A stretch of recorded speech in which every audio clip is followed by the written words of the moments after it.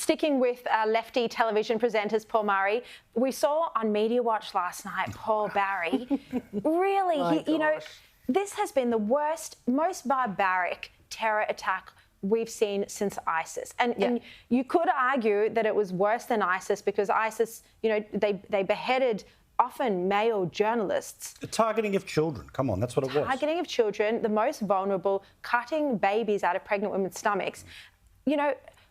Why do the likes of Paul Barry and John Lyons automatically take the other side? Well, I mean, the anti-Israel, the anti-Jewish side. I will say about John Lyons is that he spent an awful lot of time in the area, so there's a long history. Attacking Israel most of the time. Correct, but I'm saying there's a long history to how he ended up where he ended up. Can I do Paul Barry for a second, though? He had every opportunity in his 15 minutes of television last week to talk about this issue. Paul Barry, you mean? But he didn't.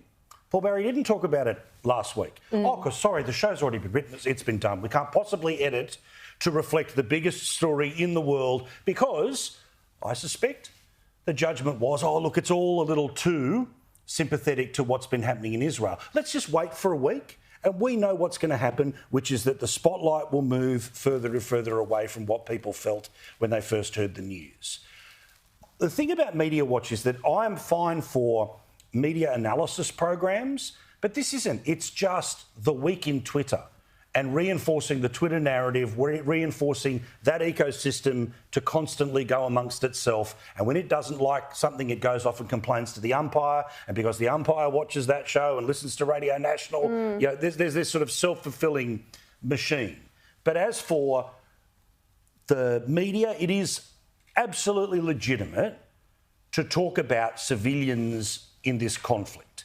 But the idea to pretend that there is some sort of darker heart in the government that is responding to what happened to it is, of course, ridiculous. Now, I thought about this today and, 6,500 rockets landing on a civilian population because Hamas is in and amongst them is an amazing number.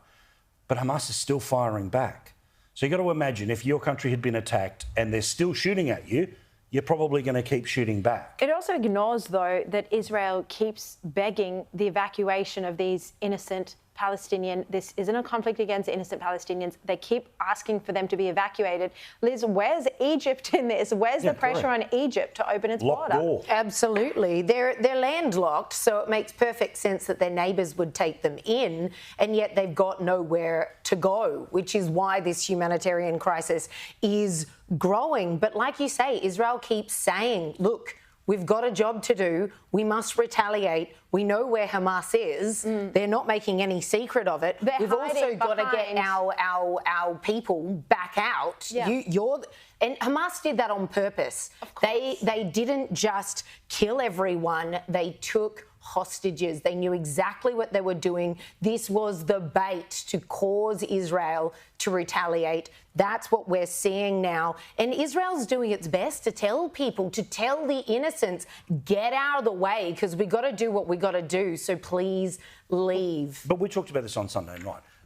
That message I completely understand. But there's not 400,000 Airbnbs in the south of Gaza. I mean, literally, you've got 2 million people that are already tightly packed in. You're trying to take a big portion of that and squeeze it. The overflow is supposed to go in refugee census to the next and nearest country. If Egypt keeps it locked, and there were some reports that there's been a couple of UN fuel trucks that have gone through to try to help out the hospitals because obviously those need to be put in place.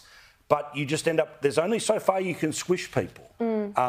And there's got to be some level of relief. The pressure really needs to come on Egypt now. And we saw that Albanese said he'd spoken to Egyptian leadership. I don't think he clarified who today, but we don't know the outcome of those talks. But anyway, don't know if Albanese will be able to solve the problems in the Middle East, but maybe Biden will tomorrow. He can't solve a yes-no question, Shari. He can't solve and sell a yes-no question. Wouldn't be holding my breath. Let's leave the Middle East to others.